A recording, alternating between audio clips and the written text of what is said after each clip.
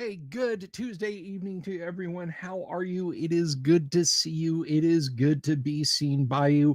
And welcome to the show, everyone. Welcome, welcome. I, of course, am the one and only Bill Sylvie, aka the Dungeon Delver, coming to you live, loud and clear on a Tuesday evening. And I'm glad you're all here. Doc Flamingo, Paul Ravenscall, Tom Micas, great old ones. Anybody else out there watching? Welcome to the program. Welcome to what we do. Right off the bat, I'm going to impose on you. Right off the bat, I'm going to get in your grill and make demands of you. Can you handle that? I hope you can. If you have not done so already, would you please do me a favor and click the subscribe button and click the bell icon for notifications? It is super helpful. Particularly with how squirrely YouTube's gotten these days. I have been like lots of small creators, dealing with the YouTube boogeyman lately. So yeah, if you haven't already, if you haven't done so, again, hit that subscribe button, hit the like button. If you like this video, if you appreciate what you're doing, if you appreciate what I'm doing, give it a thumbs up. And if you're watching at some point in the future, leave a comment down below. Leave me a comment in the comment section, and just say hi. Comment on a nice part of the video that you like. Comment on a bad part of the video that you don't like. But that would be awesome. Yes, Gonzalo, we are at 7,300 and I think 62 subscriptiorinos here on the channel, and I appreciate it. Gonzalo has been a member for 12 months, and that is awesome. That is absolutely fantastic. And that brings me to almost to a good point. The next point I want to make is that, yes, we do have merch. It is linked in the description below. Go get yourself a t-shirt, a wall print, a sticker, a pint glass, a coffee mug with the Delver's Dungeon Show logo on it, done by the one and only Tracy Lesh. That will look mighty good on your desk, on your wall office, what have you, emblazoned on your chest. Winter is coming. Winter is coming. You need a new hoodie. Yeah, I know the old one. You've lost the string out of it. It's a little threadbare. You got a little hole down in the marsupial pocket in the front. You can't help but stick your pinky in that when you put your hands in there to keep warm. So go get yourself a Delver's Dungeon hoodie. The link to the spring store is in the description. And of course, if that's not your jam, if you're all set for flatware, desk accessories, and outerwear, how about considering picking up a copy of Crom, the character record organization manager software? It is the last word in first edition D&D character creation and management. I'll spare you the details. You can do everything with it. From first to their last level, drain them levels, sell gems and jewelry, buy equipment, change their stats, use the AD&D stat methods 1 through 4, or input your own custom stats.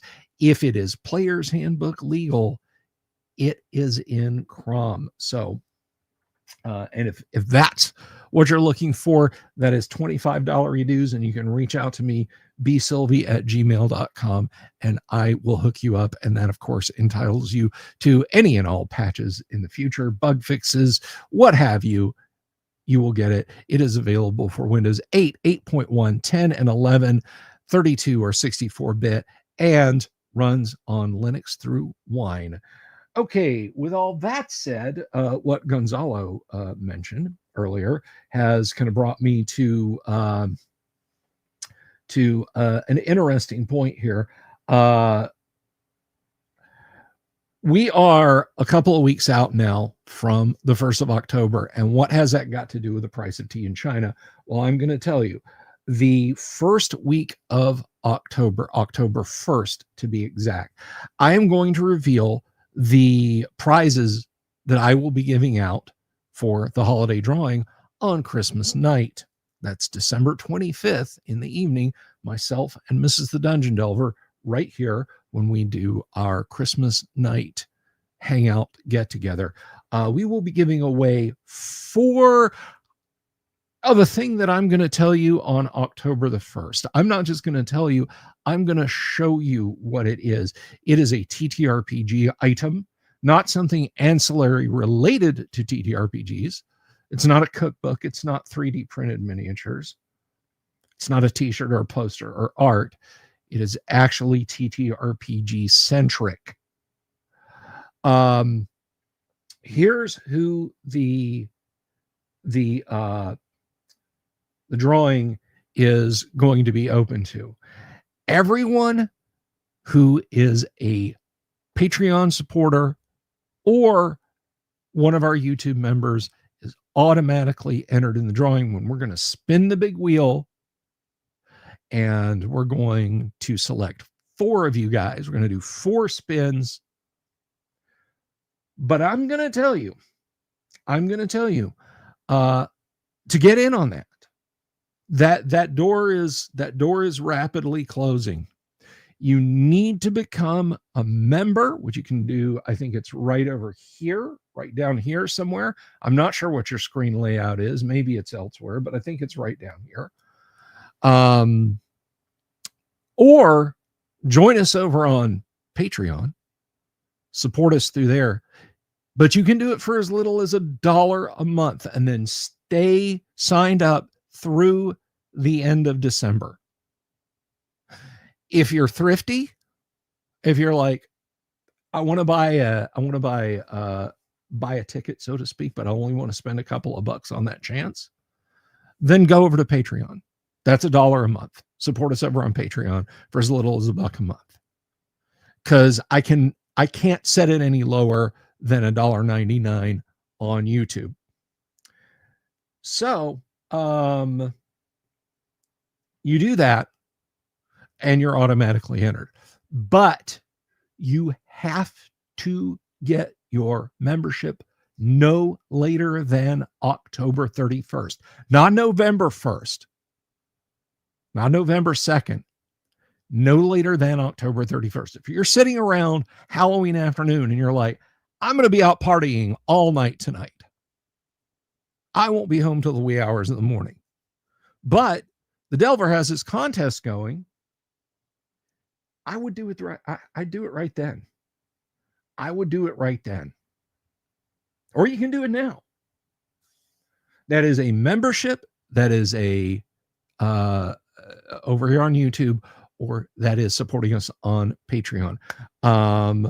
And everybody, look, whether you have been a member since we started doing this back in 2021, or you just joined now, it carries the same way. You want to sign up for the $10 tier? That's fine. Doesn't give you a better shot than if you just do it for $1. Which, I mean, you might think I'm sabotaging myself by telling you, hey, you can do it for as little as the minimum amount. But I just don't want to put anybody over a barrel, other than to say it's for people who support the show. And I know you can become a Patreon supporter for free. And I appreciate everyone who supports us on Patreon, even if it's just to say, yeah, you go. But it is only for paid patrons and paid members. So, and if you're thinking like, why would I pay to potentially be in this contest? Wait until October 1st, which is not that far off. All right, I've said enough about that. Tonight, if you're not familiar with how Tuesday nights go, we're going to be playing first edition AD&D in literally just a few minutes. I'm going to be inviting in my gang O players here, minus Tim Imholt. He's still a little busy. Hopefully Tim will be back next week. But we actually play first edition AD&D. What this means is 10 minutes after we start tonight, everybody could be rolling up new characters. because there was a TPK. Because, folks, we don't have a script. Yes, we use published adventure modules, but those aren't scripts. Those are linked encounters that go through a dungeon. We don't do table reads. We don't do story arcs. We play D&D, and the dice fall where they may. So if you're thinking, yeah, okay, I get it, you're going for that critical role kind of thing. No. The other point I want to make up is that, guys, if you have questions about what we're doing, how we're doing it, maybe you don't know AD&D that well, maybe you do know AD&D that well, but you've just got a comment or something like that you kind of want to bring to the table, so to speak.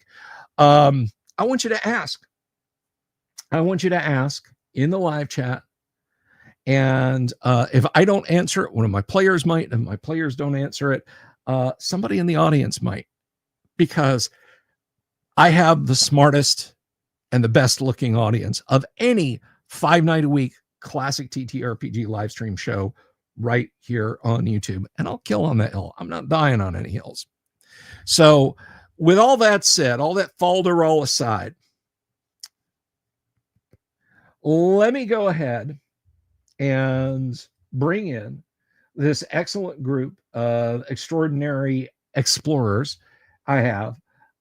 This first guy up, let me tell you what, if you want some wisdom on first edition AD&D, you need to check his channel is poised to explode. It's at Doom Swords right here, and he is here playing the Paladin Durek Donagard. Everybody, please welcome Doomsword Deathmaster.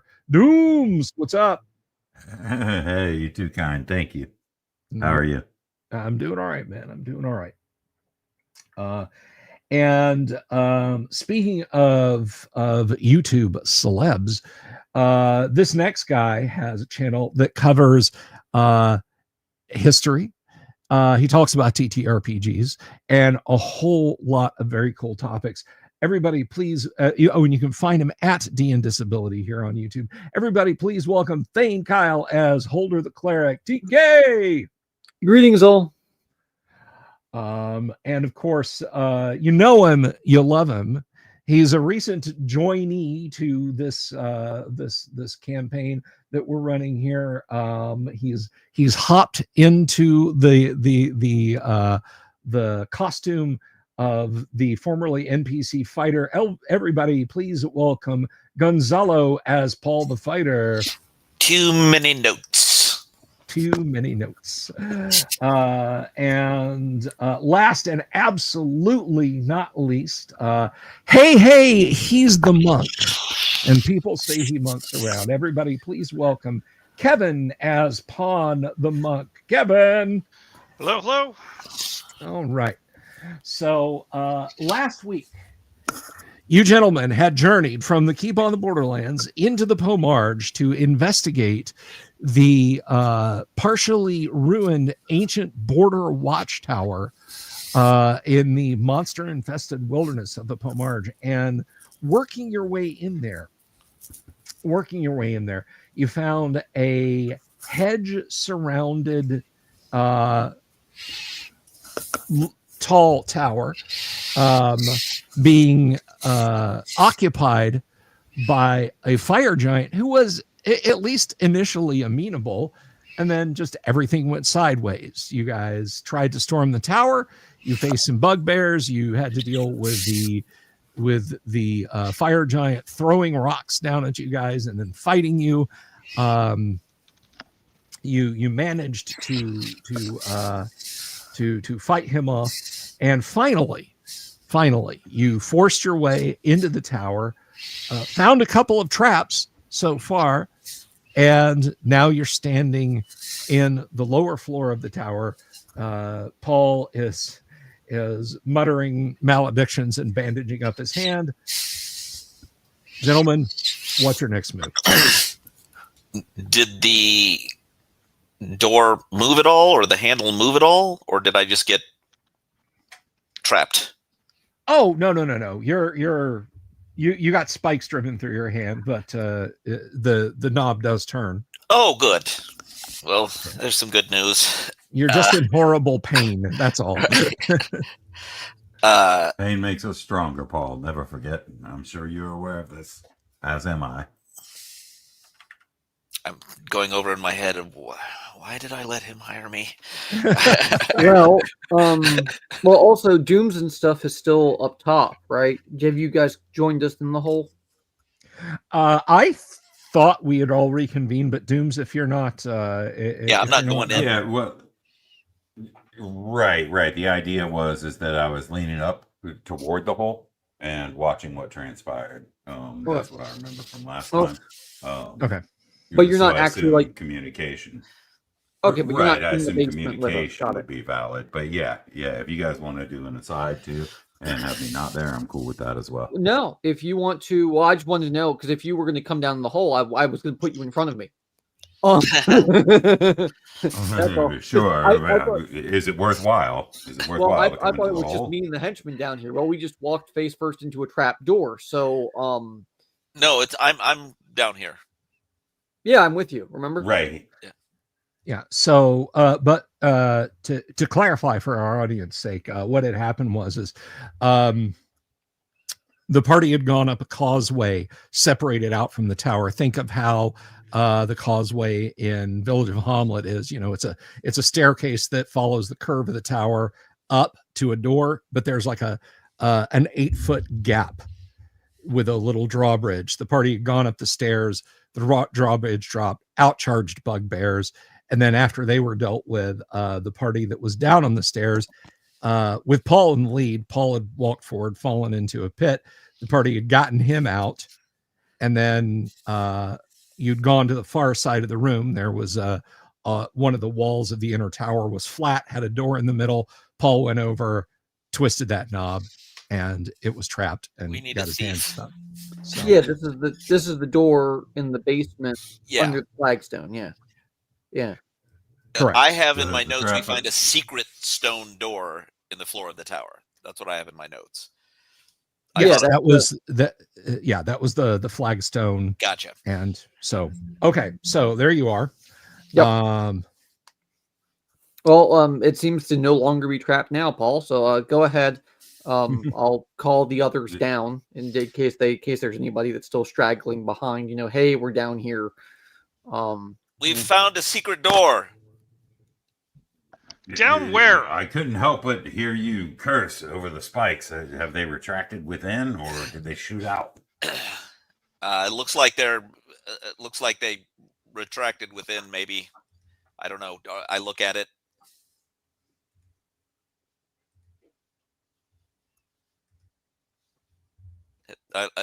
Can I tell if the spikes have retracted within? Oh, from the knob? Yeah, Yeah. Oh no, they stay out. yeah, they shot out and stayed out. Nope, you're safe. You'll be fine. I worry about you. I'm starting to worry about myself as well.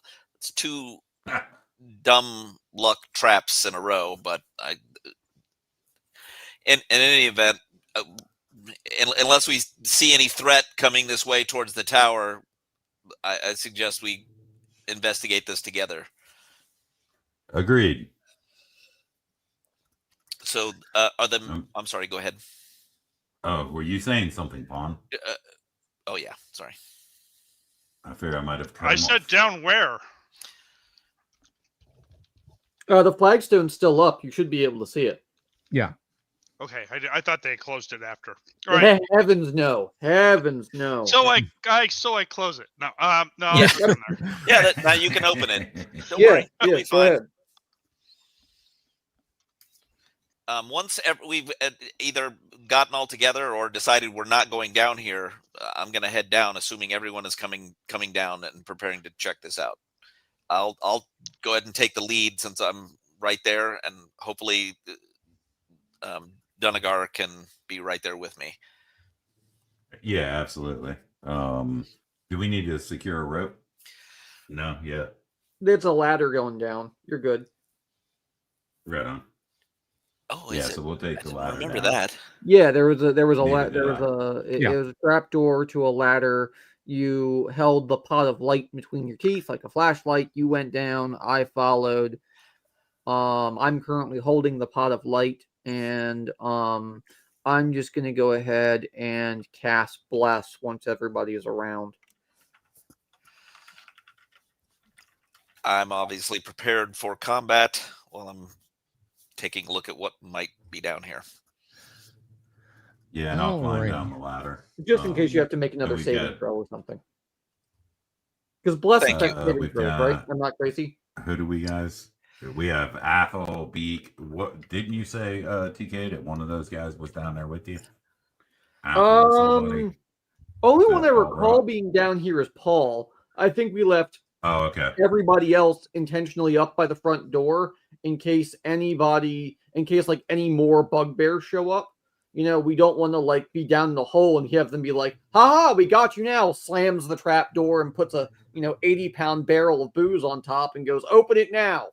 Well, so Yeah. we Yes, have sir. And Pawn, what do you think? Would you like to bring up the rear, or shall I? I do not trust these henchmen following behind us. So they could I'll close take us up in the here. rear. You could you're much more capable of seeing than I am. So Athel, Beak, Dog, Cronette, down the ladder. I shall follow you. Okay. Or I shall lead the way, rather. So Now, I'll you lead guys- them down there, and Pawn will bring up the rear. You guys still have your small element of light foot at the cart, correct? yes. Yes, these are your right. These are your these are the henchmen. So Right. we got Finkel, Thrud, Marcus, Thrud, and Rex, the teams that are back at the cart. These other 4 guys are the henchmen we just recently hired. I just happen to know their names because we wrote them down. All right. So Roy knows that the Lightfoot at the cart could maybe use a little bit of help if things go sideways. He trusts Walt to lend you guys the spell firepower you might need. So Roy says, well, why don't I go back to the cart in case those lads need some help? Walt should have enough spell ability for whatever expedition you're going to take. Yes. Understanding, of course, I might not necessarily get a share in any treasure, but I'd rather not those lads wind up in a hill giant stew pot if I can help. I think it's wise to make sure we have the location secure. We are to raise the flag of. I'm sorry, I'm trying to remember what the name of the. Was it for the country? Ulek, the Principality of Ulek. Yes, Ulek. We are to raise the flag, so part of that will be keeping the fort while we explore it. So it's probably. I agree that it's a smart move. And this is why we place flags even at old abandoned stockades. Well done, Paul. Walt is staying behind and Roy is leaving. Walt is going to accompany you guys. He'll bring up the rear as long as, say, I don't know, Athel will walk beside him. It's like, well, with your stout billet, I think everything should work out fine. And if something makes it all the way back here, well, things have already gone bad enough. Can I get so a we're definition basically of the saying- word millet or billet? Billet, a club. Okay, thank you. Yes, I think saying Cuthbert. So Athel will travel next to Walt for the duration of this, correct? Yeah. Yes, Athel and Walt are basically making up the last rank, unless you want them. Sorry, go I ahead. didn't realize Beak's a magic user. I mean, Yeah. he's level 3, but whatever. So, assuming it's 3 abreast wherever we go, 10 feet, Mhm.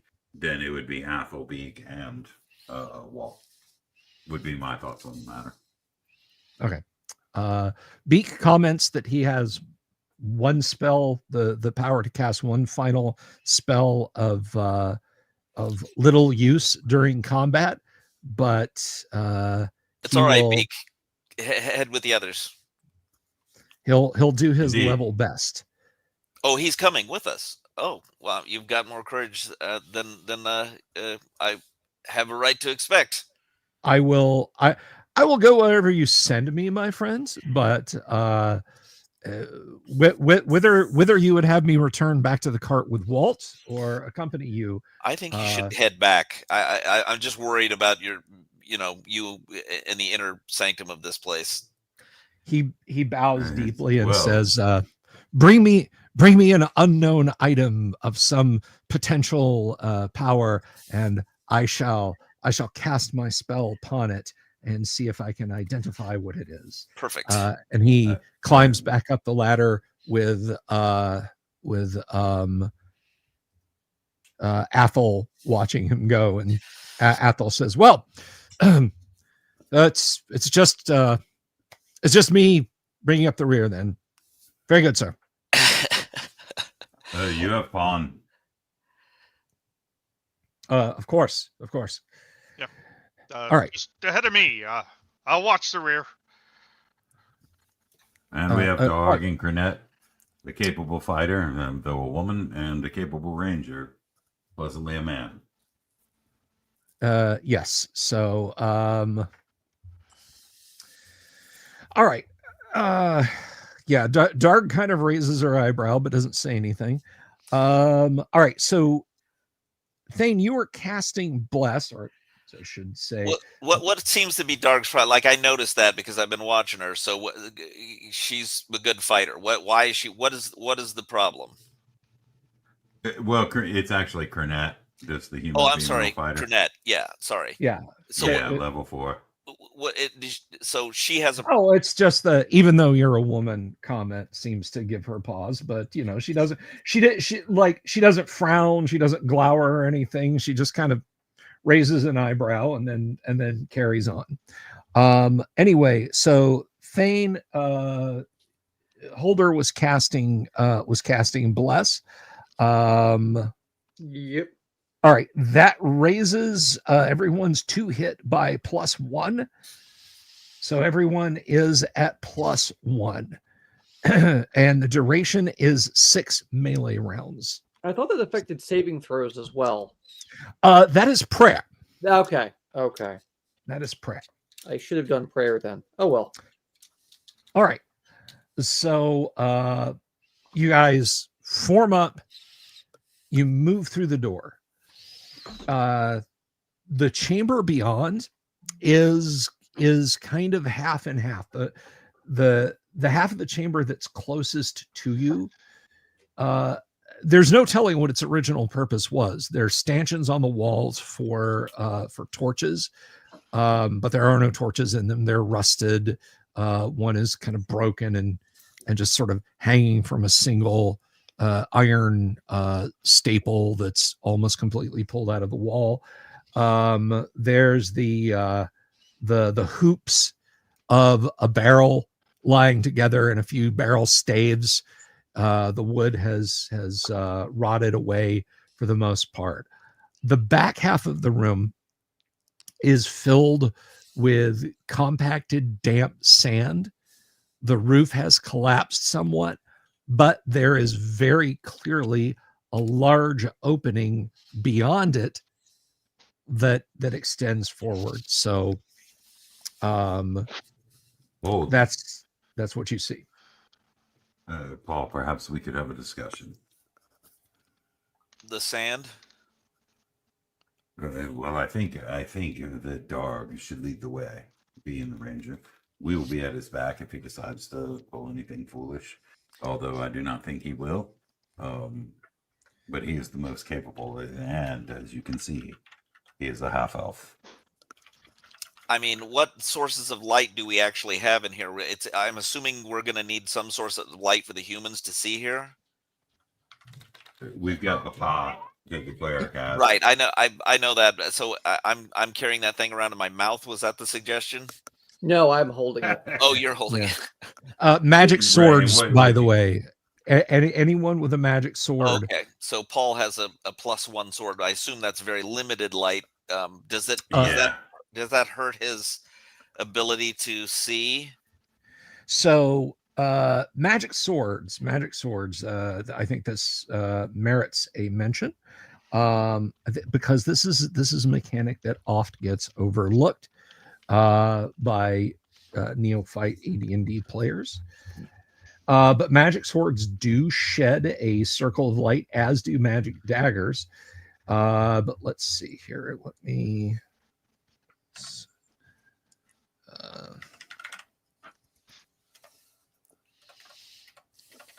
Begging your pardon, just a moment, guys. It is.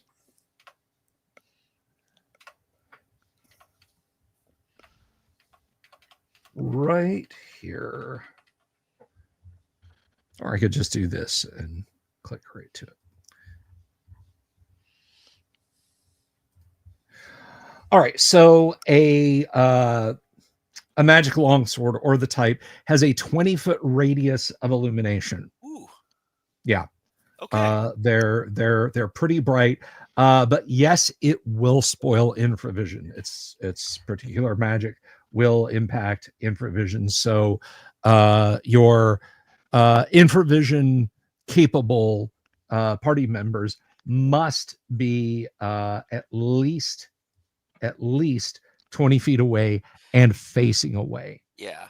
I mean, I don't see any reason to really do that. We get the benefit of his ability to be surprised less often just because he's in the group, and my Mhm. sword seems to be providing enough light. So, and I assume your Dunagar's weapon is similarly glowing.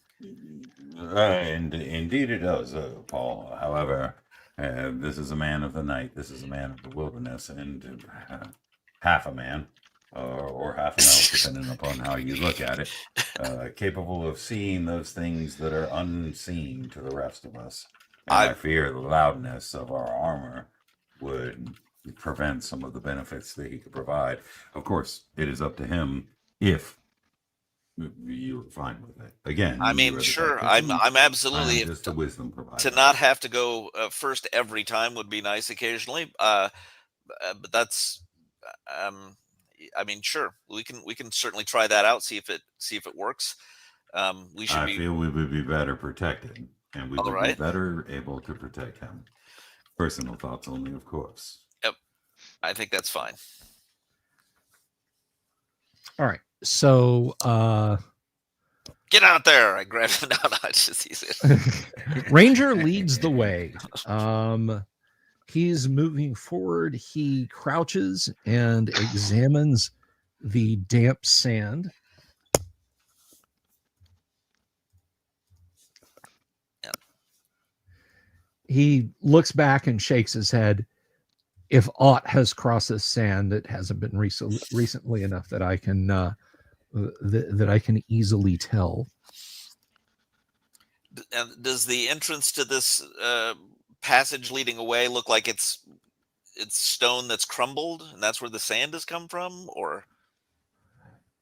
You're not sure. The stone looks kind of damp but solid.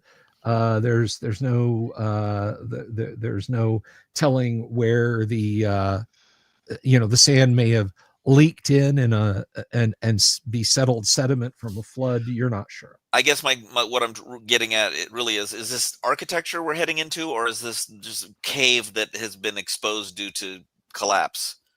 To your eyes, it looks like cave. You don't Okay. see like blocks fit one on the Okay. other. Okay. Being a half elf, do I notice anything? That am a good question.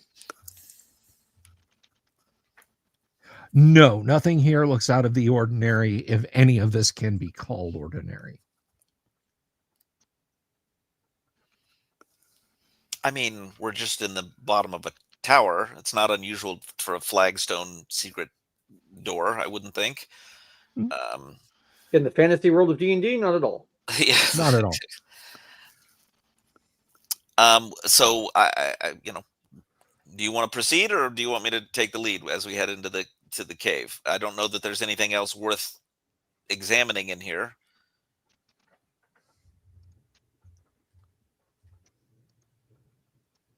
I'm talking to the ranger. Oh, I'm sorry. All right. He says, certainly, Captain, you can you can take the lead as you wish. All right, then I'll head forward with Dunagar, I assume, and we'll start Yes. down the passage and just kind of checking our footing as best we can, since this is, as usual. All right. So you march forward probably about 40 or 50 feet. Now, you don't have to be a dwarf to tell that the stones that you're going on, the stony floor here is uneven. And while it's not worked stone,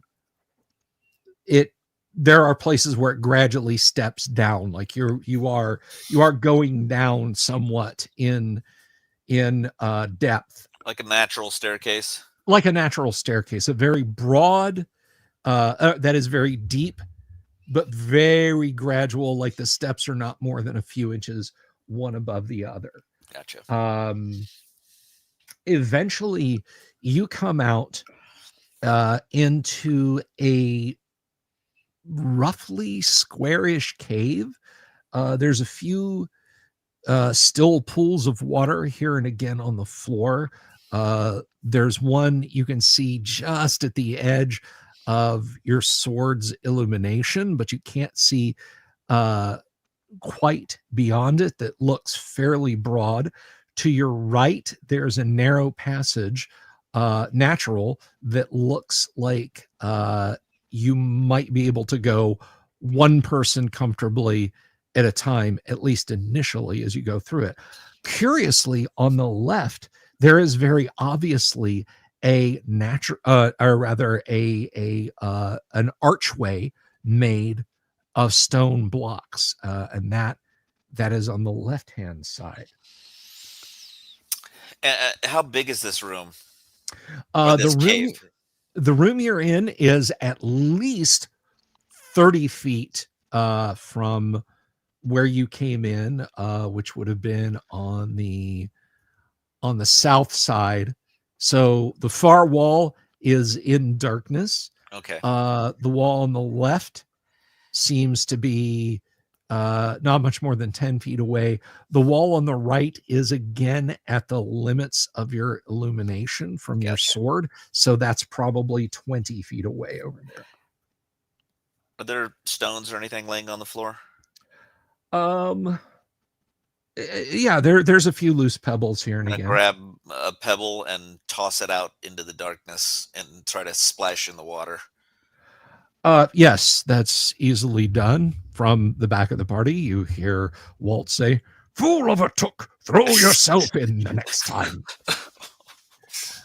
No, he does not. He does not say that. But this was yes, intentional. This was not so yeah, you've got a piece. It's maybe same diameter as a hen's egg. Yeah. And you lob it over there. You get a nice. Yeah. Okay. I'd like to head towards the archway. I don't know what you guys think. And then the water starts to burble. Uh-oh.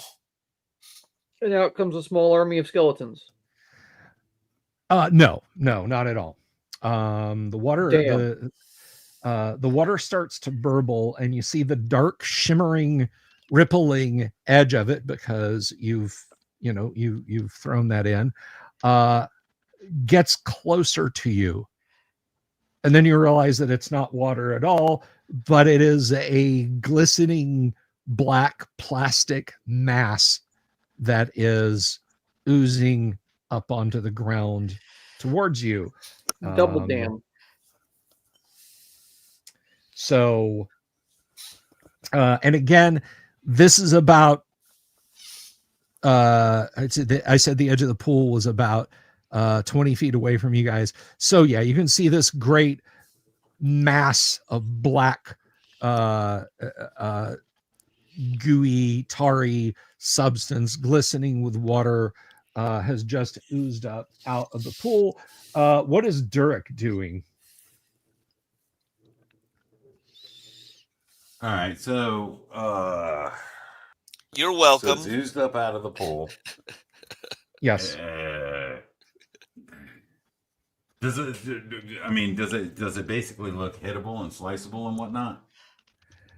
I mean, you can hit and slice anything. Yeah. Well,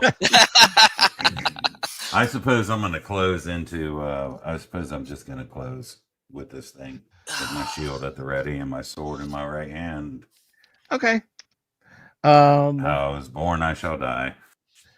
All right. What is Holder doing? You guys have a couple of rounds of bless left, by the way. Yeah, I'm gonna cast prayer. Okay. All right. Athel begins to chant a litany of St. Cuthbert. Let's see. Where'd it go?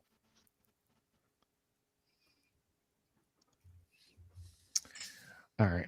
Clearly you're going to make me do this. Yep, we will. No, I was talking to the PDF. I'm trying to find something. Okay. All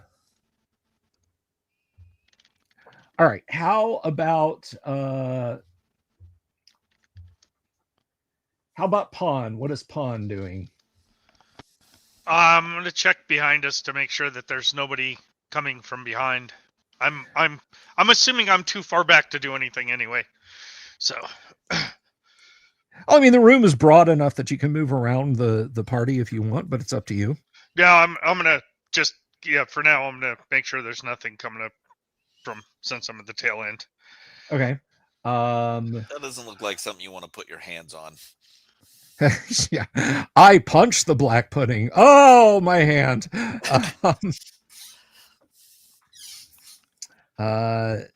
Yeah. So this thing is about 7 feet in diameter.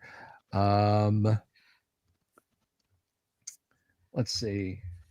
And finally, Paul, what are you doing? I'm gonna head in with Dunagar.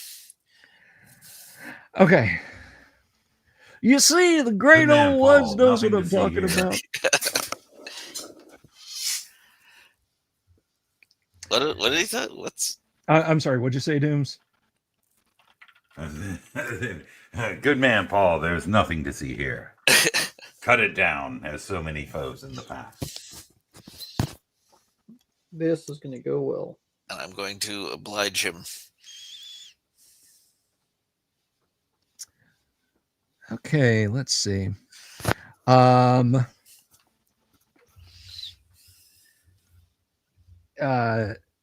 You have Walt is digging in his pack. He is like, oh no. That's bad. That is really bad. And let's see. Athel. Did I already say what Athel was doing? Yes, Athel is chanting right now a litany of St. Cuthbert. The ranger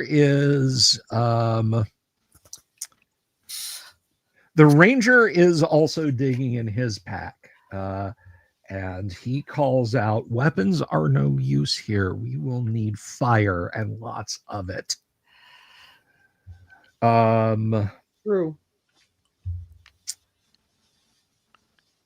And the other two fighters Telling are me just that beforehand. Oh, yeah. are just moving back.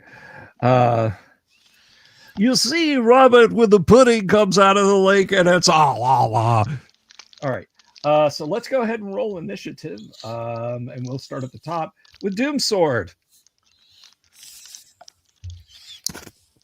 Hopefully we'll get something decent here. Come on. 3. I can beat that. Nope. Okay, 2. It basically spends its round. It oozes forward 6 feet, so it's still like Well, Dooms, you had moved up to it, so yeah, On you're my now turn, yeah. yeah, you are now towed a pseudopod with this thing. Right on. Anyone else moving up is now towed a pseudopod with this thing. Which I am. Which we don't you have are. like a pony that we could just happen to give it to. Just you know, No. to recreate some events that have happened in the past. Oh yeah. No. Or mice. No. You know, I'm sorry. I I'm just summon gonna go 100 on. mice. I'm just gonna go on record as saying that didn't traumatize me as a kid. What traumatized me as a kid was like 4 or 5 years before that was Salem's friggin' Lot. Everybody's a badass till Billy Glick starts scratching on that on his friend's window. Mhm. All right. Oh, I was talking about Tolkien, but okay, yeah, sure. All right. The ponies, the With old Bill. ponies. Yeah. Oh, I'm With sorry. old Bill. Yeah. I thought you were Hey, talking about Never Ending Bill Story. survives, by the way. He He does. does. I'm going to remind Absolutely. you, Bill survives. That's the attention to detail that I love. The only place I think Tolkien shorted us on was the fox. If you know, you know. All right. Okay, so you guys have moved up. The rest of the party, those who can, have gotten flasks of oil out and have kind of moved around, so they hopefully won't set you guys on fire. This thing is starting to extrude pseudopods up. It's really distressing because they don't form eyeballs, but you can tell they're kind of scanning as you guys are approaching. Dirk, are you going to attack this thing? Honestly, I don't see why not. Okay. All right. How about Paul? Is he going to strike at it? I am, yes. All right. Let's go ahead and roll initiative. And next up is you. Thank Kyle. Initiative, please. Yes, sir.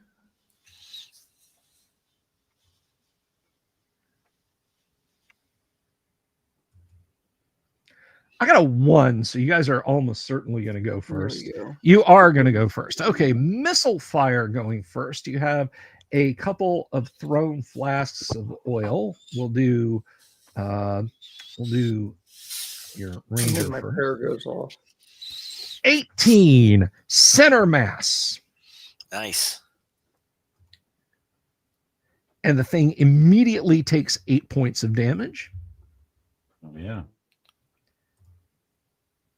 And 60 even for a magic user.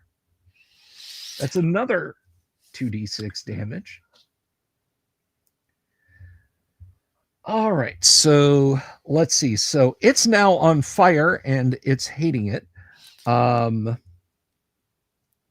I need to. I'm not trying to be a problem here, but how is it on fire? Oil. Right, but we threw oil on it, but oil needs fire to actually. That's what they spent the previous round doing. Oh, okay. Okay, so Stuffing a wick in. Oh, okay. That never occurred to me. We never did that when I was playing first edition. It was always you had to soak it in oil, and then someone had to have a torch to light it on fire. I mean, you can do that for like if you're like, I'm going to throw oil on it, you're getting it out of your pack and you're throwing it in that round. If you're preparing to throw oil, I assume it's getting it out, stuffing a wick in, Cool. flint and steel, and then throwing it in the next round. I'm just your base. Go ahead. it's just interesting the different ways that people do things. It never occurred to me that you could do something like that. I'm happy that you can. Did I miss a declaration for my action, Bill? You did. You were praying. What are you doing in this round? And I apologize for that. No, I thought, okay, yeah. No, because if that's the case, I would have gotten oil since it's already burning, and all I have to do is throw it. Yes, you can absolutely throw oil at it. Go ahead and roll your oil throw. Sure. Just I'm gonna say I know I'm tired, but I'm not that tired. Well, that's gonna miss.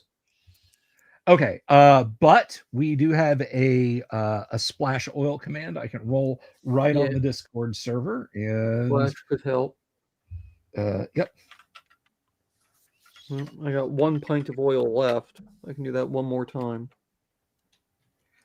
Okay, it landed 4 feet to the right, so it did not do any damage. Yeah, I figured. All right, so all right, and you guys had done it's 13. Nobody's doing any spells. No, Tim. Actually, I said he was chanting. It's been too long since I played. I can't remember if chant is available to first level clerics. It's a second level spell. Second level spell. Then no, he's not casting chant. He has oil out, and we'll throw a flask of oil at it. He gets a +1 from the bless, and a +1 from prayer, and a +1 from doom sword. I don't think that's gonna help. Oh, maybe. Is that a 7 or Plus a 1? from That's that a is a 1. 7. No, that was a No. 7. That becomes a 9. And he's not getting a +1 from dooms. I'm not sure why you're saying he is. Well, I thought no, protection from evil, I guess. Yeah. Protection from puddings. All right. Let's see. Combat tables. I don't think for first level cleric that 9 is gonna hit. Not unless that thing's like AC -2. Yeah, no, it's not. Or in this case, AC Well, 11. Yeah, that.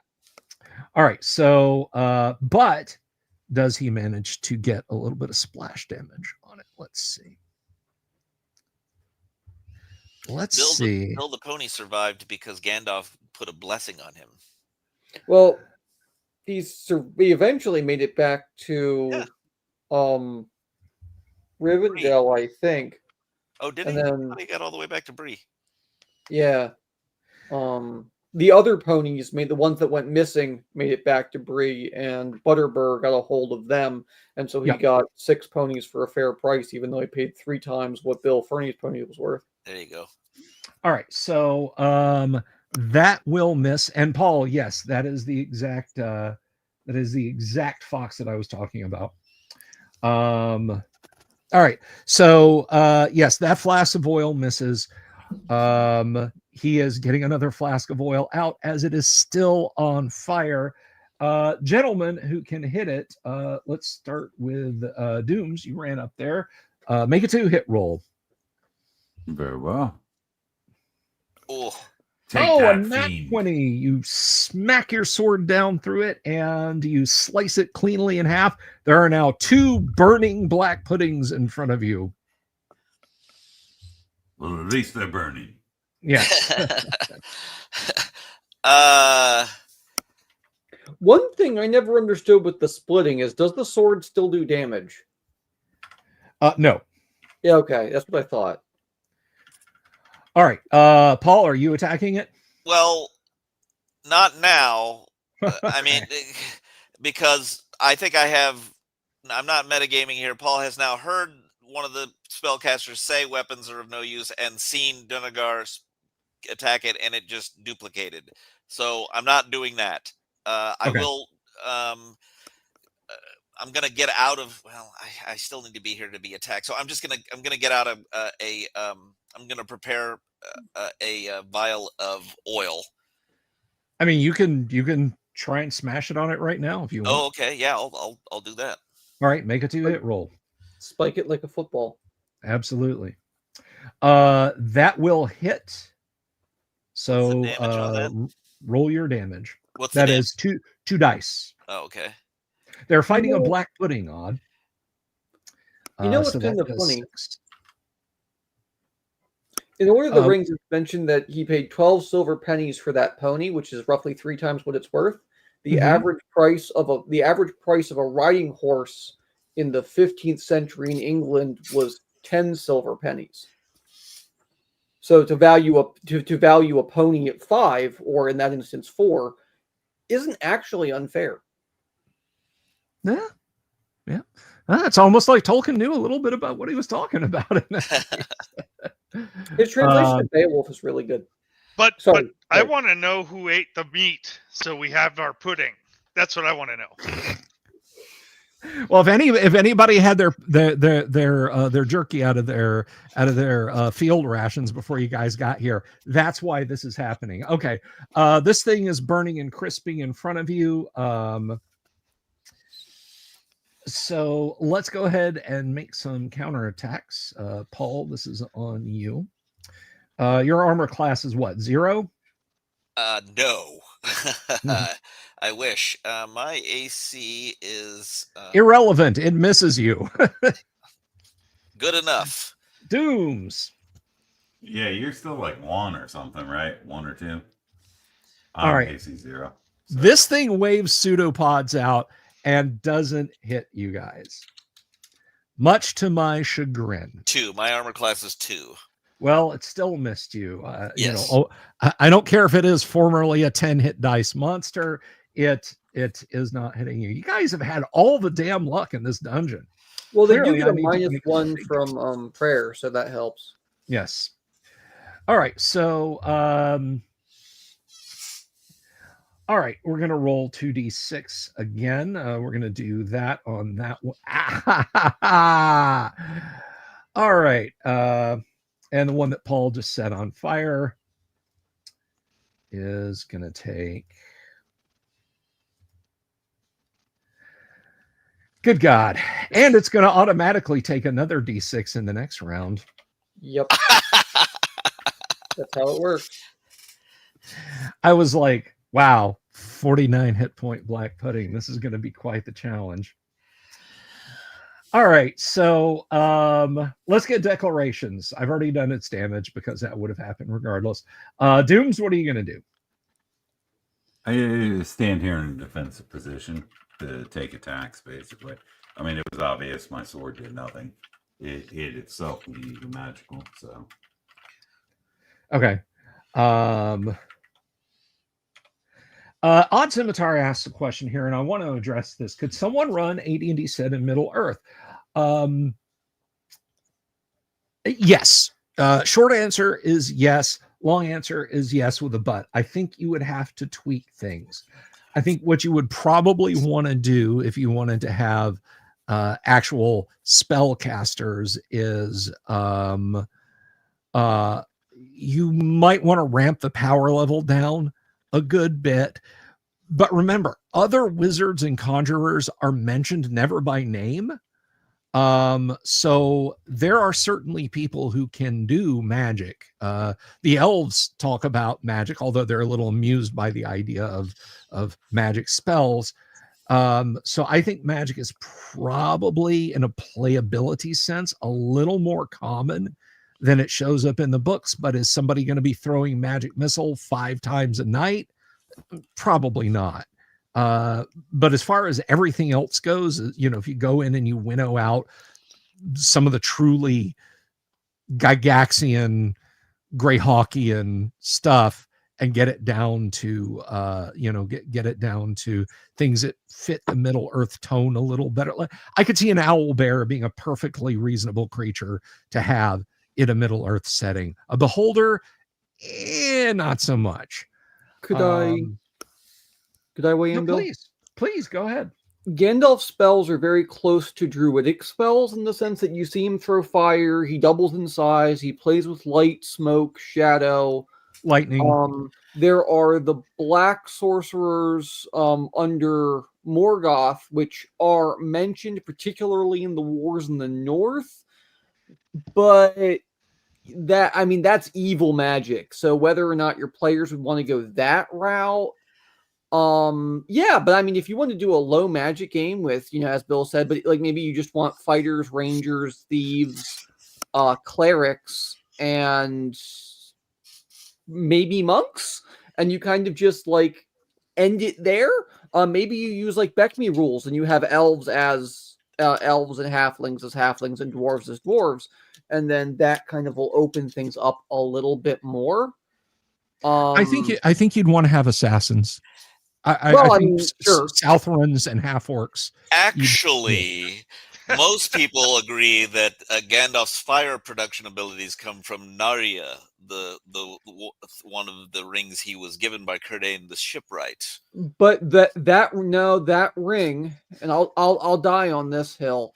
That ring doesn't have any offensive capabilities. Its sole power is to sustain you when all other things won't. This goes for starvation, exhaustion, dying of thirst, etc. He can persist beyond that of a mortal being because of his ring. You're right there, but he's agree to disagree. he's a servant of the sacred fire. It does not mean he's a wielder of the flame of Anor, but that does not make the flame of Anor from the ring. I know. All right. Hi, All right. Scott. So I hope that's as clear as mud, great old ones. But Do what you want is what the rule is. yes. Yes, exactly. I'm sorry, Odd Scimitar asked that. All right. So but back to this horror. So Dooms, you're just defending. Holder, how about you?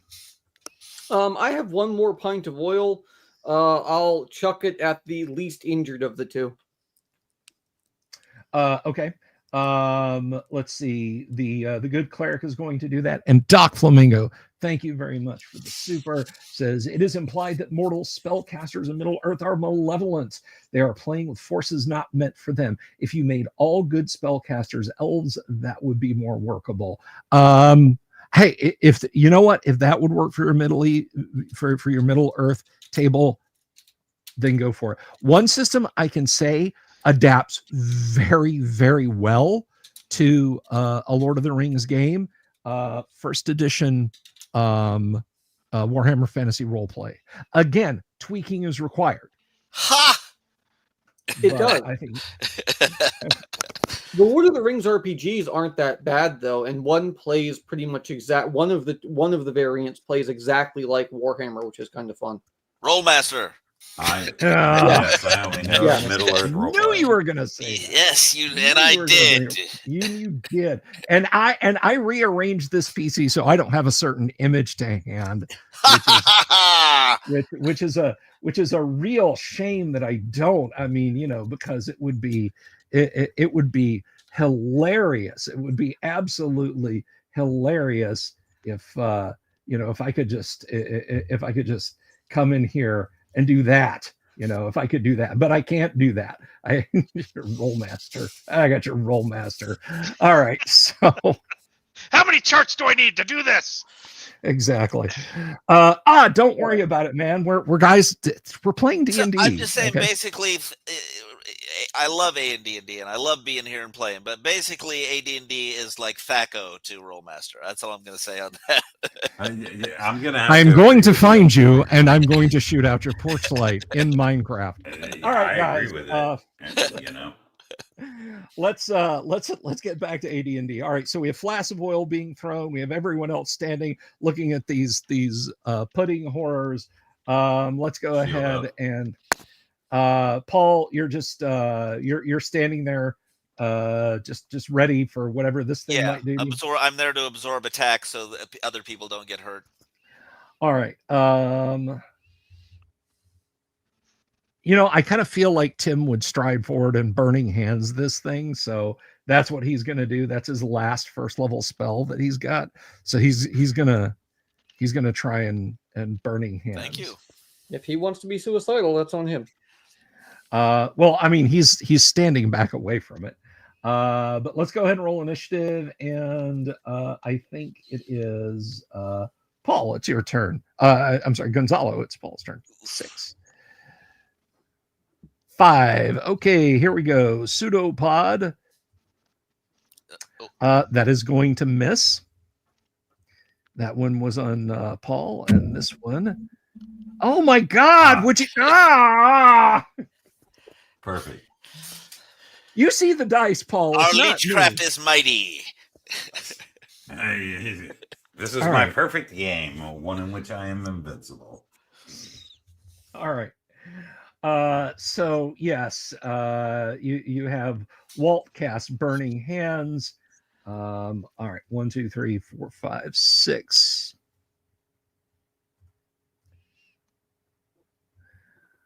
All right. He sprays the one that you'd already set on fire, Gonzalo, and it crisps and dies. So there's still one active. Do you want to let's see. Do you want to throw I think Holder, you said you were getting your last flask of oil out? Yeah, well, I'm throwing it, yeah. All right. It's already burning, so. All right, go ahead and make your 2-hit roll. Oh, sure. That's about right. 4. Okay. Yeah. Never fear. We can try and splash it. If it makes you feel any better with modifiers, that's an AC 10. Yeah. Okay, so yeah, that's 6 feet right and did 0 damage. Wasting 2 gold pieces. Let's hear it. All right.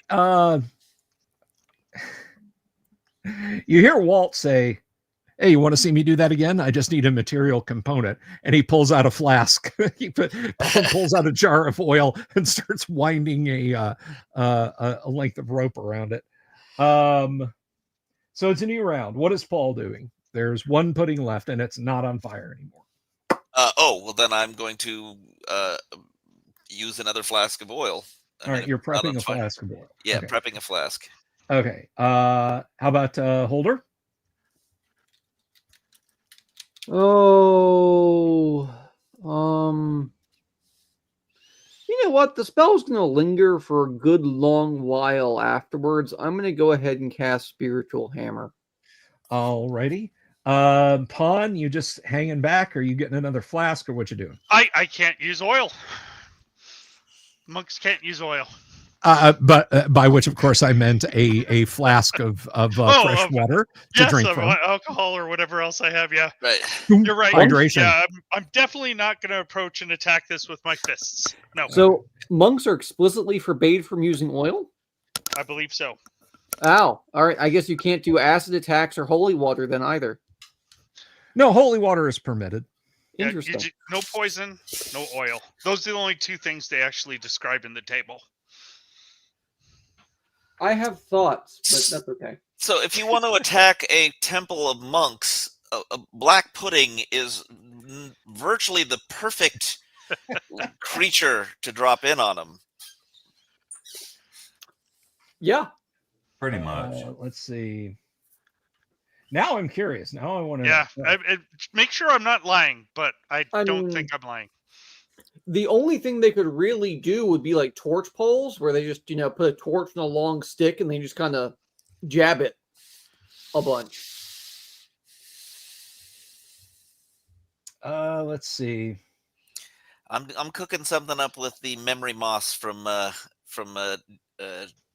of the first edition books for spellcasters in my Berghoff thing. I got something special cooking up. Yeah, so on page 19, Player's Handbook, Character Classes Table 2, Armor and Weapons Permitted.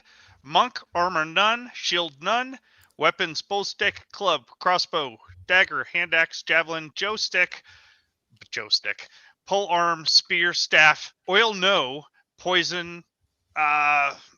Question. Yeah, I think that's I guess they could be lawful evil. I guess. Yeah. Yeah, they're the only class that can't use oil. They cannot use oil. But again, it doesn't say they can't use acid or holy water or anything like that. So right, because that's not tracked, right? No Congratulations on your class choice, sir. No darts, whips, chains, meteor hammers, crescent swords. All right, roll initiative, Kevin. I know what this thing is going to do. Okay. Let's see how terrible I ruined the party's chances this time.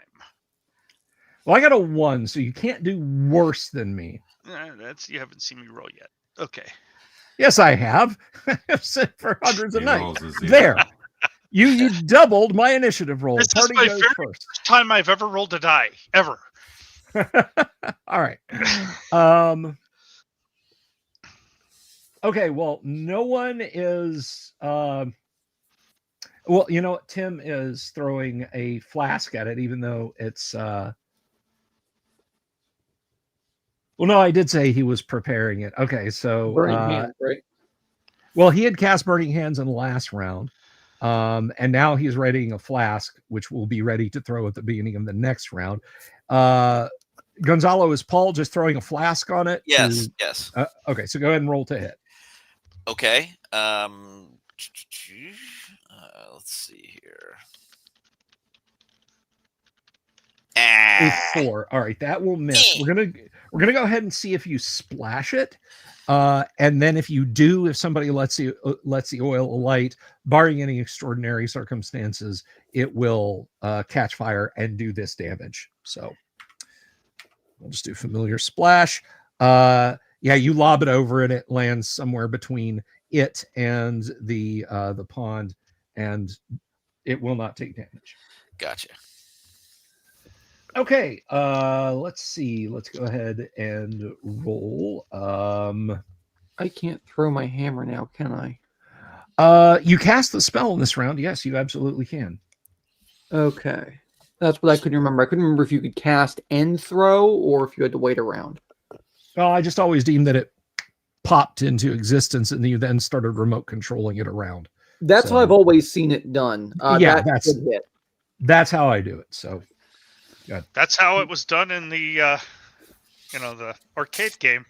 Yeah, in the DOS games as well. What's the damage against a large creature? Is it D4? Because it does D4 for a hammer. Yeah, D4. And then no bonus, right? Correct. It's magic, but it doesn't have pluses. Yeah, that's the one thing that like always confuses me about that spell. All right, well, where's my D4? There it is. All right, it's something. Does that do any damage? It does not. I figured, but I can try. It's magic, so it's not. It hits. It goes, and there's now a couple of 3 foot wide, well, 1.5 foot wide black puddings on the floor. All right, so let's see. Should have cast Agnostic Hammer. Yeah. That sounds like a great name for one of those 80s bands that was like super edgy, like. I mean, a cross between Agnostic Front and some Striper clone. Yeah. Hellhammer. I think that was the actual name of the metal band, if I'm not mistaken. All right, so it will now counterattack, and since Dooms is still standing in front of them.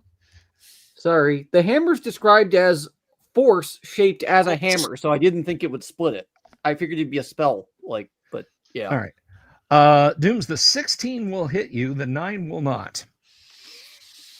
Right on. All right, so let's see. And that is 9 points of damage. It smacks, and you go staggering back from this thing's blow. Thank you, great old ones. Yes, they became Celtic Frost. Hello, Damien. Good to see you. All right. So, Dooms, you are struck by this thing. Let's go ahead and all of you who have readied oil to throw it. Well, actually, I think that's just the magic user there. Walt is going to throw his oil. Anyone else doing anything differently in this round? I'm preparing oil. All right. The ranger had been preparing oil. He's going to throw a lit oil also, because he's like, oh god, he sees the hammer strike, whoop, and now there's 2 of them, so he's going to be throwing oil at one of the new ones, and Walt is going to be throwing oil at the other one. Dooms, you're just going to stand there and soak up more damage? Yes, sir. All right, Paul, you're going to stand tall and soak up some damage, or try and put oil on it. Kevin Pond is standing back. Yeah, I'm watching since I'm defenseless. And offenseless. Alrighty, let's go ahead and roll initiative. Dooms. I got a 4. Alrighty.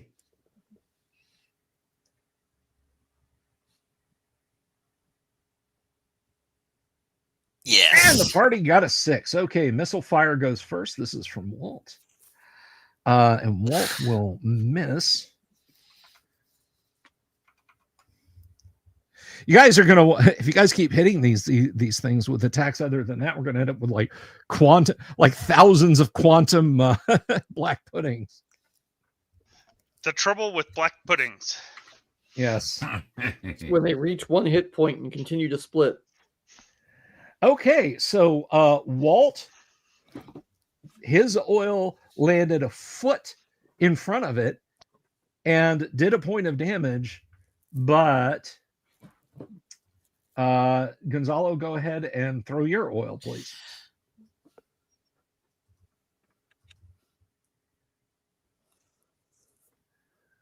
All right, that will miss. See if you get a splash. The Ranger, let's see, 7. Let's check the chart because we use charts around here, folks. So does Rollmaster. Let's see. So 7, that will. He said it, not me. I heard him. It's okay. My mentor played Rollmaster, but she would play it over like a text chat game. So you'd come back and resolve your turn after like 20 minutes when you're done checking your email and stuff while at work. Play by email. Nice. Yeah. Play by instant message. Thank you very much, Engine Joe. I'm glad you like Crom. Are there any patches available? There are patches coming. There are tweaks. There are things I want to fix in it. So just keep your eye on your email or on your instant message. A very few number of you folks who bought Crom only provided the only point of contact I have with you is through PayPal instant message. So if you're working on any version of Crom less than 1.5R, check your private messages because I might have sent you a link to an updated version. So if you're still out there on K or D or something like that. All right. So go ahead and throw your oil if you, oh wait, you already threw your oil, right? And you missed, Gonzalo? No, I hit it. Oh, you did. Well, let me roll the special. That was too glib by half die. I have a special 2-hit roll for that. Yes, it landed 4 feet long and did no damage. That's not my memory. Funny. And last but not least, your friendly neighborhood magic user. He lands right square in the middle of one of them. And it's on fire, and it absolutely hates that. We're going to see. Okay, they're going to counterattack. This one is on Dooms. That is an 11 in your armor class 0, correct? That's correct, sir. So I must roll to hit armor class 0. Although 11, there's Bless up, which actually Bless is not operational anymore.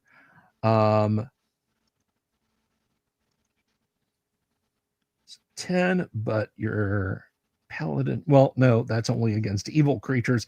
It's not evil. It's just drawn that way. So a total of 10. That will hit you, unfortunately. So despite the fact that it's small, it's still packing a big punch. Oof, da, 15 points of damage. Man, joke's on you. I like that. Joke's on you. I'm into that. Jorge, version 1.5R should be what everybody is using. 1.5R. R.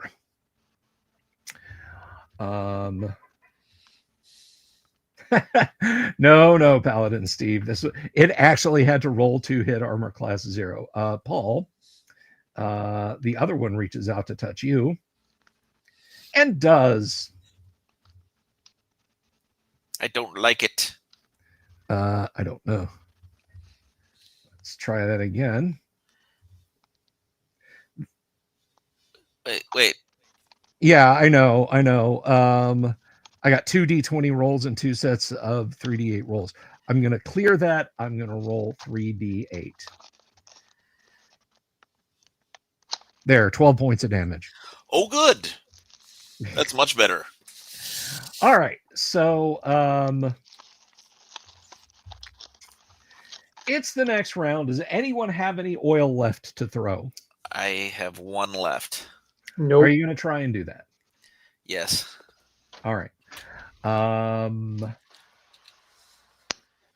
The monk is standing back there. I wish I could do that. Let's go ahead and roll initiative then. And I think it's your turn, TK, please. Sure. Can I cast Cure Light Wounds while keeping my hammer up to throw? Not actually throwing it, but still just keep it. You have to concentrate to do it, I think. Okay. Yeah, Not doing you any good here, anyways. Yeah, but I'd still it lasts like quite a while. I'd like to leave it. Like curing you now, like so I mean, you can split more of them. No, not in this fight, you ass. Next fight. All right. Well, now I know what you really think about me. Oh, that Okay. that's the nice things I think about you. Okay. The one of the 2 remaining one crisps. There's only one left. Paul, go ahead and roll to hit. The last remaining one with a flask of oil. A 10. You are fighter 5. It is. That will hit it. Roll your damage.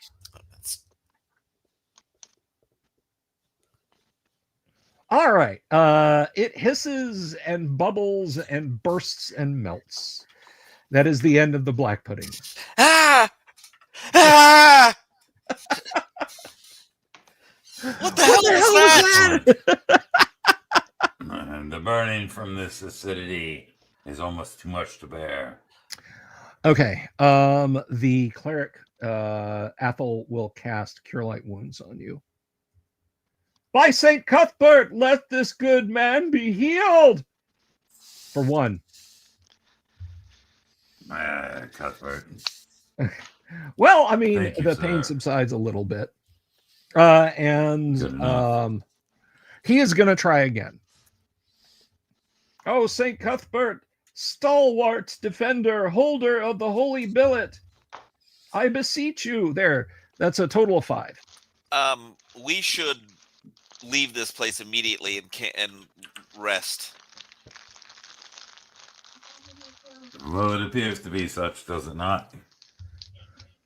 I can still call upon the power of Fortis to heal moderate wounds. I would prefer.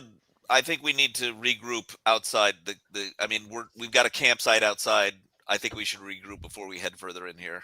And we may need additional provisioning, given that we've just used up almost all our available oil in this one combat. Sure. I You're still the have tactician. I still have spells left. Dooms. You still have Cure Light Wound or Lay on Hands, right? So. I do. Yeah. I'm pretty hurt though. Yeah, it's fair. Yeah, we can pull back. I've got 3 Cure Light Wounds I can use. I still have most of my other spells, but that's all right. And we could. I mean, there's nothing preventing us from returning tomorrow. We're right here encamped. We don't have to have. I'm sorry. Go ahead. No, valid. You're right. Yeah. Paul's a little shook by this. I would rather be cautious and retreat early than do what we've done in many a previous expedition, which is push on one step too far and then get multiple PCs killed at once. Well, fortunately, we're not that far into our investigation of this area of this demens, and so going back out doesn't cost us that much. Yep. And this, you see, is why Paul is the tactician. He can take the blame for Things that I would not take the blame for. I'll take the blame. So I mean, if we're all agreed, I think we're gonna return to the exterior, at least where the camp is. Okay. And Why don't we just make camp inside the tower? We can shut the front door, and there'll be no random encounters. I don't see a problem with that. Just bring the camp inside. I mean, if we can, except that you wanted to reprovision on oil. yeah, well, we can worry about that. Let's just get together. It's a very good idea to bring them into the tower if we can get them in here, and then go ahead. Bill, how wide's the stairway going up? I presume it's wide enough for a giant to use, but you could get horses, single file, or even a wain up that path. I would think you mentioned there was a drawbridge. Oh, yeah. I mean the up the causeway in front is the stairs are 8 feet wide, so same width as the sally in the side of the tower that opens out onto it. Yeah, doable. Do we have a full-sized wagon, and do we have a hand cart? I've always understood that you guys had a horse-drawn cart. Yeah.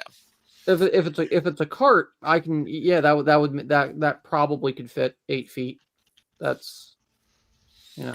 I think that's right. We should at least get up to the back up the ladder for now, and then see if we can bring the camp inside and make camp in here and see to whatever healing we can do. But we should bring them in here first. Yeah. Although it is early in the day, we did this early in the day, so it's probably like midday or something right now. Mm-hmm. Hasn't been too long. Yeah, it's not even that long. Your fight with the giant was maybe 10 minutes long. Yeah. And exploring down here, I mean, it's been probably a whopping hour and a half. So it's mid-morning at the latest. If you want, I can cast my Cure Light Wounds, start resting. You guys can finagle the camp around. The other spellcasters can rest. We'll have 3rd level spells back with 6 hours of rest. So mid-afternoon, we can just go back right down and in. That I'm fine with that. Let's just see if we can get everybody in here, though, and then we'll do that. Okay.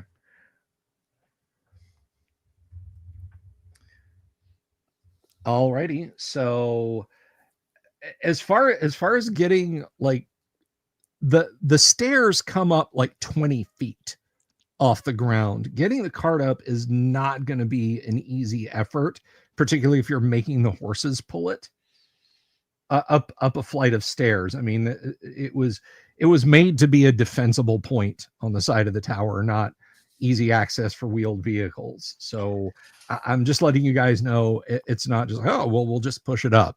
The cart weighs many hundreds of pounds, and the horses and so on.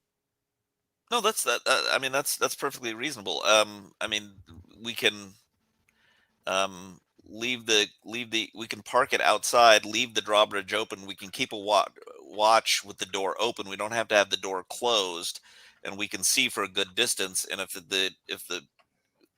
the gear is just right down there near the foot of the stairs, nobody's going to be able to get to it easily without us seeing them coming.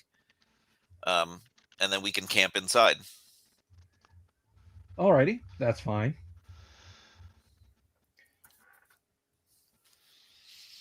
Archers would probably be good people. We should have in each round of watch, we should have at least a decent archer if we can on each watch, just to scare away anything. Okay.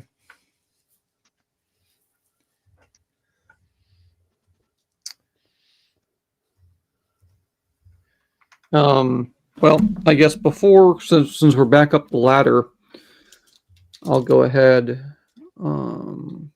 I'm going to step away for 1 second. I'll be right back. Sure. I guess when Paul comes back, he gets 13 back. Thank you. And Dooms, you needed 1, right? Oh my God, loves you a little less. You get 2. But there's my Cure Light my faithfulness lies. So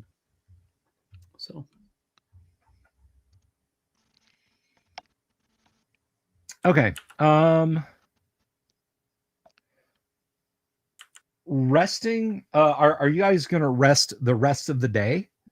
Just 6 hours, I think, because that'll get 6 hours, okay. that'll get first through fourth level spells back. Alrighty. So the spellcasters, they can get their fireballs and stuff back. I'll have prayer and continual light and stuff, and yada yada. Okay. Well, as you rest, those of you keeping watch outside for the rest of the morning,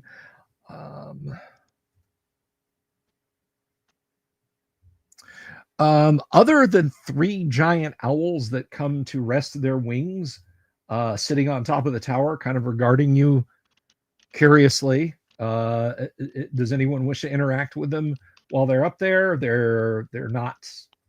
They don't seem to be attacking or doing anything. I actually, as a monk, I have the ability to speak with animals. Okay. So I'm going to ask yeah. them if they've seen any other creatures enter or leave this area in All the right. last week. So speak with animals always creates an amenable reaction. This being no exception. One of them wheels down around the tower and lands next to you. It asks you your name. It looks at you and says, "Whoo." No, I tell it what. The giant owl regards you for a moment and says, "No, we have seen no one. We are merely looking for food away from our eyries." So I'm assuming they're omnivorous, right? So I will. I'll take some rations out of my pack, and I'll hand it to them and say, if you see anyone coming and we're still here, please, would you mind just letting us know? Just fly in a circle above the area, and we'll know that's what you mean. And I'll hand him the rations if he'll eat it. All right. I always thought owls were carnivores, not omnivorous. That's interesting. Yeah. Well, giant owls can afford to be a little bit. Whoa! right. I step away from what? Giant owls? What? Yeah. Yes, you need to roll a new character. Everybody's playing giant owls now. There was a TPK while you were sleeping. No, and the monk speaks to them. Yes. All right. The owl kind of claws at the ground where the food was, and does that kind of owl shake and says, "We will not tarry here, despite your small morsels. We must go. Farewell." And he takes to wing and flies back up out the tower, hooting, let us move on, my friends, to the other 2 owls who also take to wing, and they fly on. The rest of the mid-morning is entirely uneventful. Did we miss an attack of opportunity from the monk upon the owls? What? Wait.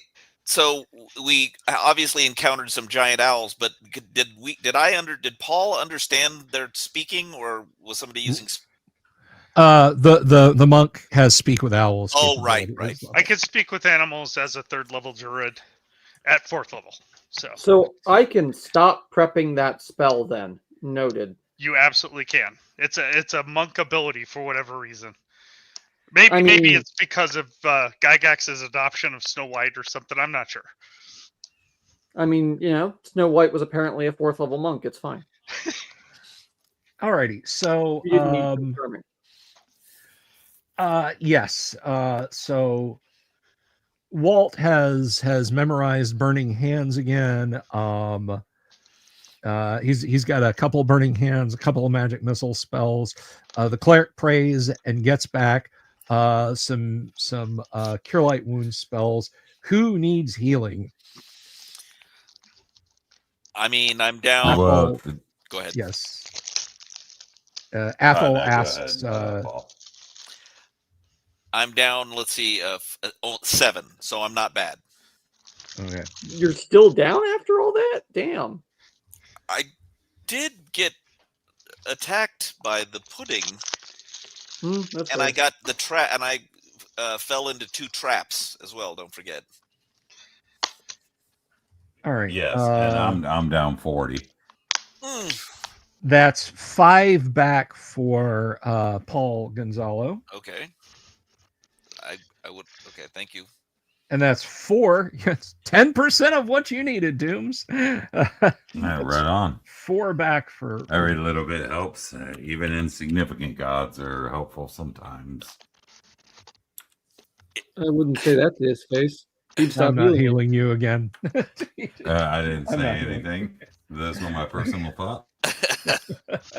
Well, here, Mr. Insignificant God, you get 12 back. Nice. Well done. Your god is most gracious and bountiful in his presentations. I think statistically average is more likely. All right. Well, you said it. Okay, you guys pressing on then? I better just go ahead and use this lay on hands upon myself. I mean, unless anybody's hurt more than I am. No. I think you've taken quite the most. Yeah, I'm down 34 more, so this'll heal me for 12. I'll take the lay on hands off and start the hour counter back again at 24. So that's okay. I feel like we will have lost the advantage of the whole point of coming up here if we just immediately, without any healing spells, charge back in there. Especially, you're too hurt to fight, and Paul will stand in the way of Dunagar and say, there's no reason to risk yourself this rashly with no urgency. We don't know what's down there. We have no urgent mission. Another day of rest is needed. You guys even haven't even perhaps explored that the is true. tower. Yeah. However, I must tell you that I am capable of fighting. The stiffness in I'm my sure joints you are. has No been one's saying you're healed, not. and the cut across my neck. No is one's saying you're now not capable. mended. You're more than capable. You're also capable of dying if you keep rushing into these situations. No one questions your valor. I'm just. Let him rush. I would No, be. I question my own valor, but the point is taken.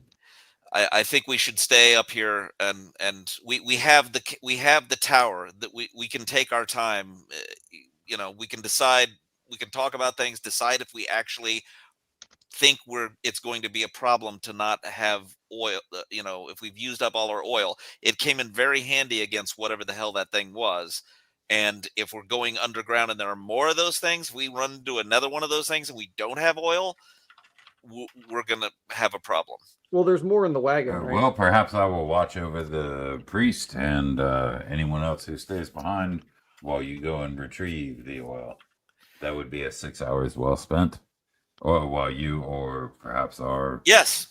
I mean, that makes... I mean, how far... Ranger. Was it more than... It was more than 6 hours, though, wasn't it? I thought it was like 18 hours. We killed trolls. We killed... Back to the keep. Yeah, it's like over a day's journey away. Yeah, it's... Right, but my point is that I think, I could be totally wrong, but I think we have the kitchen sink on that cart. Yeah, I was about to say, I thought we still had oil on that cart. Oh, do we? I don't know. We may.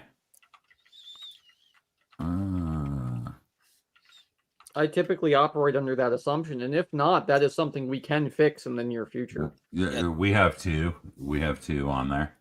So the idea would be to grab those, whoever wants to grab those. And I'll just put a 0 on it. That way we know what to replenish. That's better than nothing. There's no going back for oil. I don't think I agree with you, but you need another round of healing spells. Walt takes 2 flasks of oil. Fair enough. Okay. Athol asks if he can have a flask of oil. He takes one of the 2 remaining flasks of oil. And then I guess while we wait, the rest of us can, explore the tower. I mean, because it's not like I can cast Detect Magic and walk around. The other spellcasters can cast Detect Magic and walk around. We can detect secret doors. I mean, spending 6 hours searching for secret doors, we're guaranteed to find them. Paul insists on Delagar laying down and resting, and I take all watches while he's doing so. And he's It's not quite going to get any charitable hit of you, points back, Paul. No, I'm not. However, I appreciate your kindness, Paul. I know that it will be returned. I don't doubt it. Sevenfold, of course. Equal payment will be fine. Well, I think at Indeed. this point we're just resting for the whole day, DM. Yeah. All Sorry, right. I know this isn't super exciting D&D for the stream. No. That's fine. I did check. There's no encounters coming out of the tower. You guys have shut doors and spiked them, presumably. The only thing outside that happens for the rest of the day is Athel points out that there is a group of bears on the other side of the hedge. Brown bears, they're rather large. They kind of stand up, sniff the air. Athel raises a spear. Don't be alarmed now. It's just a spring clean for the May Queen. But yeah, Athel waves his spear and jumps up and down, and the bears they all go away. That is literally the rest of the encounters for the day. Okay, while what do they're we mean by resting- day? Sorry to interrupt. No, go ahead. What do we mean by day? How many hours? You guys rested 6 hours. That Right. covers another 6 hours. It's now after midnight. So we'll rest another Right, perfect. 6 hours after that. So Yeah. you'll get 12 of your lay on hands, or 12 of your lay on hands hours off, which is pretty good. Right. That's what I was looking for. Yeah. All right. But while they're all resting, as I said, Bill, I would like to spend, quite literally 6 hours if I have to, and go over the tower that we're in, not the lower part, but the upper part, and just because if I remember correctly, it's just the ground floor, one floor above, and the top, right? Correct. It's a pretty squat tower. It's just 2 floors. Well, it's, I guess, yeah, technically. Well, they can be tall floors, 15-foot ceilings or whatever, but All Um, right. So going up to that second level, Yep. There's a goodly amount of provisions here. There's some nasty beds on the floor.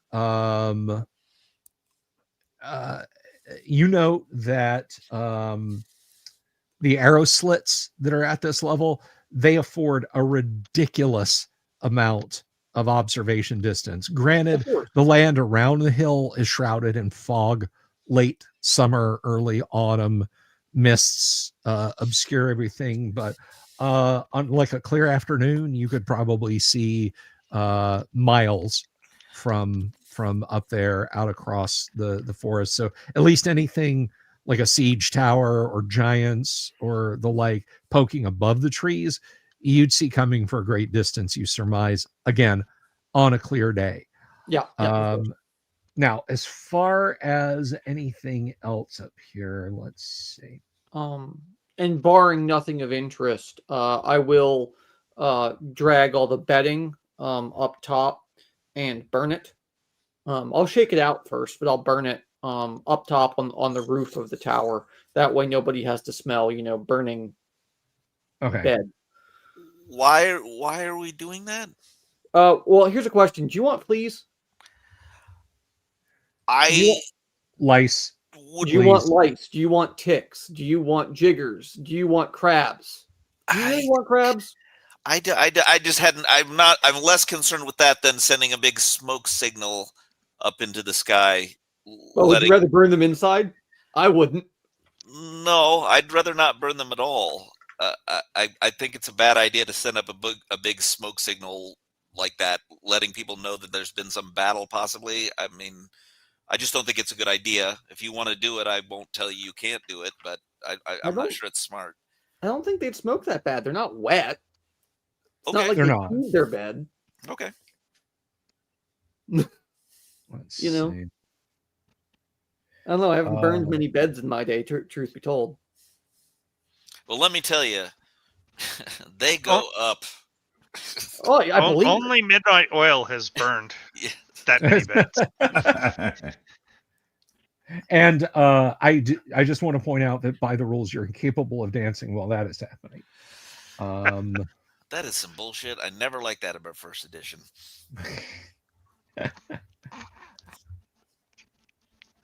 All right. Wait till you find out you're not able to wear hats. But No, you that's can monk. dance if you want You to. can in 2E. You can do whatever you want in that thing. I enjoyed Tui. All right. I know. Well, it's what I grew up with. That was like what I first played. Since we are taking our leisure here and just kind of seeing what happens, at some point, given the opportunity, Paul will put the banner of Ulik up at the top of the tower Okay. after things are done burning. That's as good a sign as any. You know. Yeah. Besides, I Okay. don't think the giant and the bugbears were too conspicuous about being here. So throwing the bedding up there, and there is a bedroll big enough for a giant up there. I just want to point that out. But there is a locked iron chest, and there is a locked wooden chest, a smaller locked wooden chest up there. They are both too heavy to move. Excellent. I can't do anything about that. Do our arcanists know knock? You have a chime of opening. That's not what I asked. Well, I as a monk, I can also detect traps. Right? And open locks. True. What is a chime of opening? It got our last well, rather you have skill. you have a wand of opening, I should say, a wand gotcha. of opening that acts like a chime of opening. You point it and say the magic word rather than striking it like a chime. Interesting. Yeah. All right. And that is correct. The fire giant carcass is still lying halfway over the parapet. And burning him is going to take more fire than you guys have got easy access to. Yeah, we can just push him off. It's fine. That's going to make a hell of a thud, but you certainly can. Oh, do you want to leave him there? I don't. I don't care. It's not my tower. Exactly. I just don't want to smell. Like, he can smell down there. He doesn't have to smell up here. All right. So is anybody taking a crack at those chests? I will attempt to detect traps if. Yeah. And if they aren't, I can always smash it with a hammer. Okay. I have a 35%. 35%. You checking the iron chest or the wooden chest first? Let's check the iron chest first. All right. You know, the one that has the trap. You are absolutely certain it is not trapped. Okay. Check again. Is it locked? You're absolutely certain that one isn't trapped. Both of them have iron padlocks on them. All right. My pick locks or open locks is 42%. I'm going to start with the iron chest. I'll tell you to step back because I don't know what's coming out of this. Step back. Paul will be watching this like, you're full of tricks, aren't you? Yeah. You're like, nothing on 1, nothing on 2. 3 is binding, nothing on 4. Let's go back to 1. No. Cannot open it. Okay, so that one's going to have to be dealt with hard. Let's try the wooden one. Well, nothing stops you from trying to pick the lock again, doesn't it? No, I think if you fail, you're done. It does. That luck is beyond your ken at that level. You can come back at the next level and try and open it. We'll However, be back. The second one does open, and there's easily 100 pounds of gold in there. It's all coins. So, okay. I will apply hammer and pry bar and just hit the lock at its weakest point and pop it open. Okay, yeah. I mean, this lock has a weakness. Well, if it's a big external lock, there's the weakest point of them is always where the shank connects to the locking mechanism. So Yeah, you could just use a shim and push it in there, and the little ball bearing gets pushed back. Oh right? my God! Would you two shut up? Shut I up, don't have both a of can you. of Coke laying around. What do I get to him? All right, you pop the lock, and this one has a couple thousand copper pieces in it. A couple what? thousand. Couple thousand copper pieces in it. And you said they're bolted to the floor. No, I didn't. I said nothing like that. Oh, I thought they couldn't be moved. Okay. Yeah, one has a few thousand pennies in it, and that's the metal one, and that one's just heavy as sin. The other one, the wooden one's the one with the gold pieces in it. All right. I'm gonna stick my hand in the chest to see if there's a false bottom on this chest with the copper, because that doesn't make sense. Okay. We can just shovel the copper out. We got ours. You spend a while fishing around in there. You don't find anything.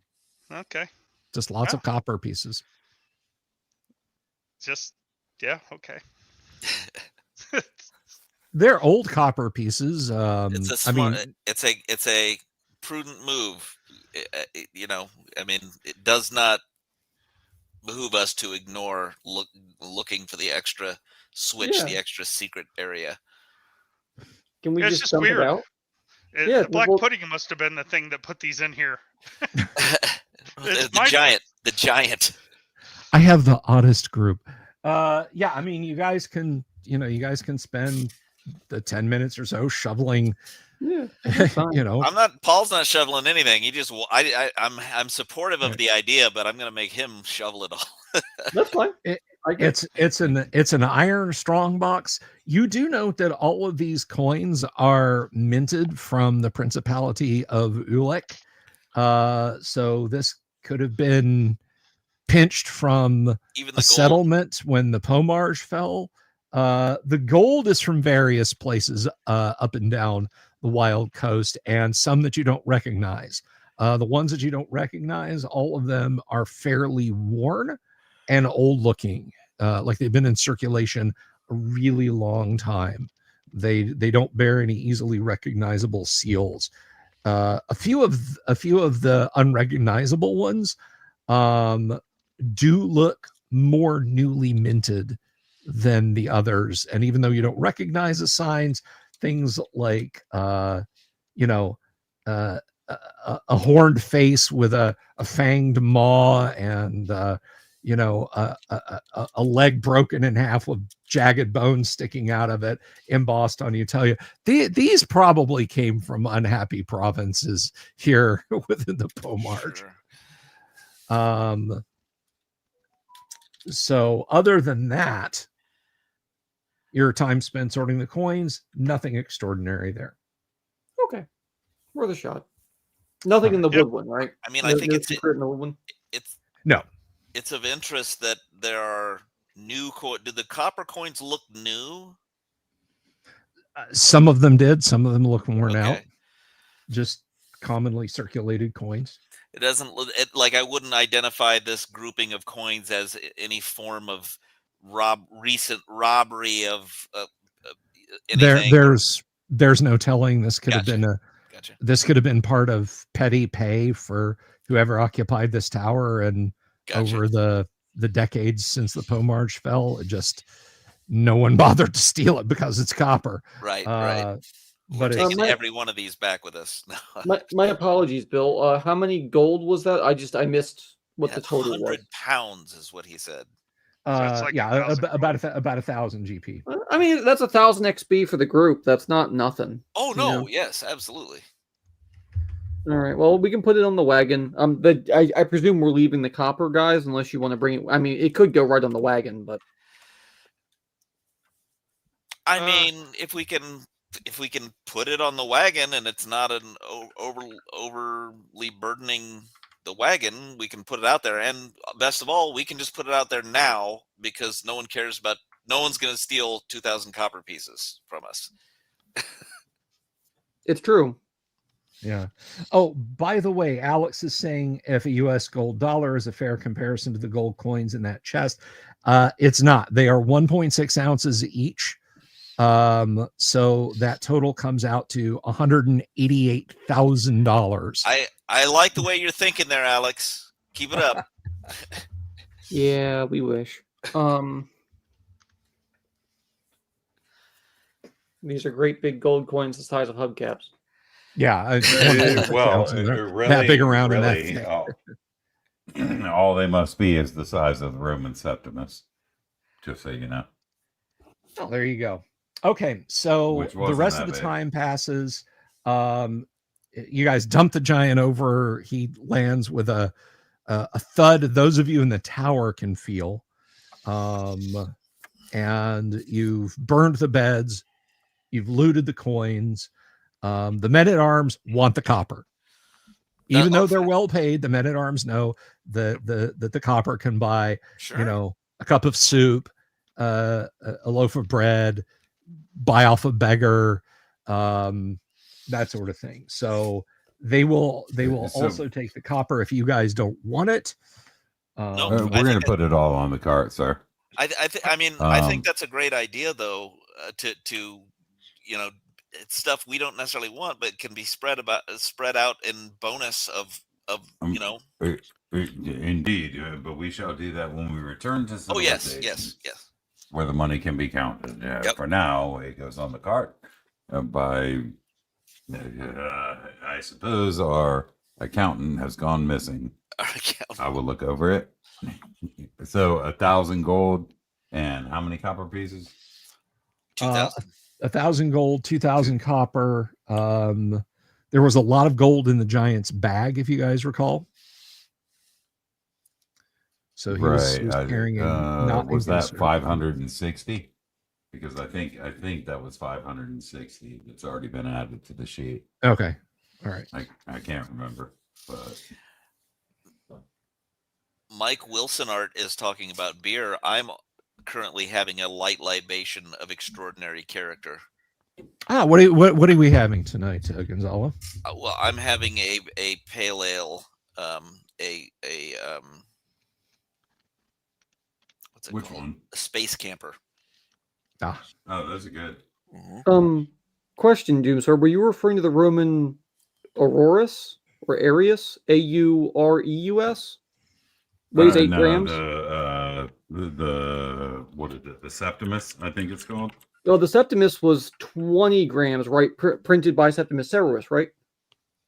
Well, it could have been printed by. Man, I don't know. I just know I did a study on this a while back, and I found that that about the size of the largest of the Roman coins was not out of the ordinary, and it fit about the grams that would be necessary to make it of the value of a single piece of gold.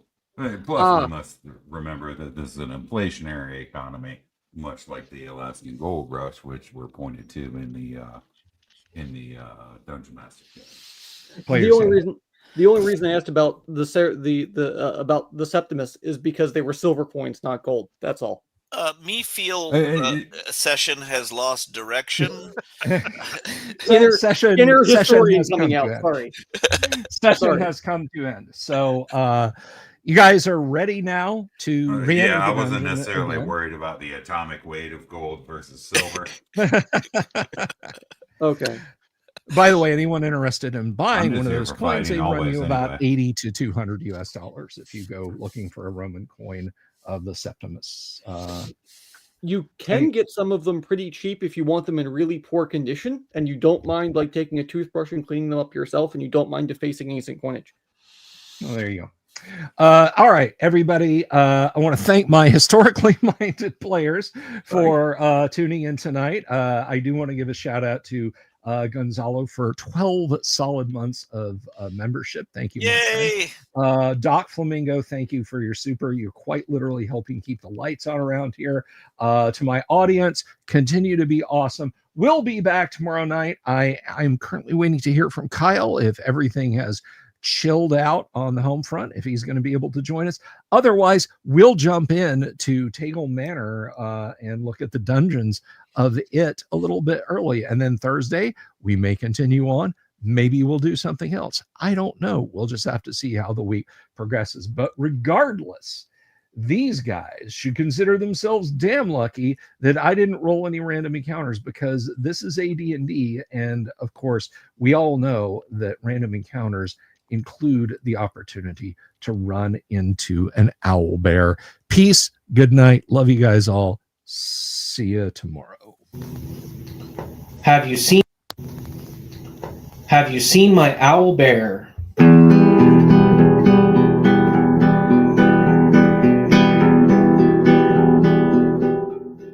Here's to all the weirdos everywhere, in the woods and in the air. Have you seen my owl bear? Should I shave off all my hair? Bobs are all around, some live in tunnels underground. Some are fat, some are rich, some are sleeping in a ditch.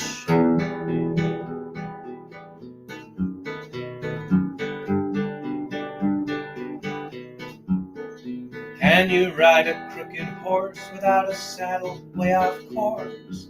Naked as a toad, all the way to Smoky Joe's. Have you seen the little creep driving fast in his little green Jeep? He smells like fish and brandy, but his rotten teeth look dandy. Take me to the show, I don't care if fast or slow. From action flicks to dancing dicks, just take me to the show.